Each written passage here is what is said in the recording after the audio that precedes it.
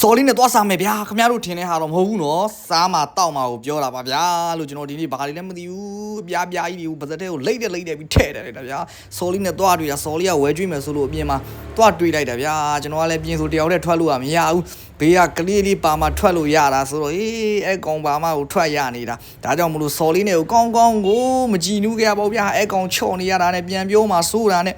ချော့နေရတာဗျာသူ့သွားလျာချီးနေရတာနဲ့စော်လေးလက်ကိုမကန်ရပါဘူးဗျာ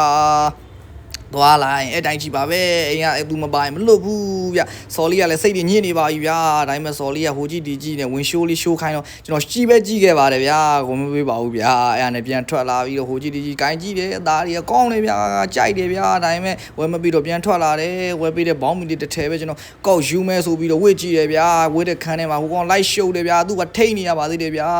ပြန်မပြောပါစေနဲ့လို့လဲစော်လေးနဲ့တွေ့တာကိုလဲသူ့မှားသေးတယ်ဗျာဘိုင်ကွီ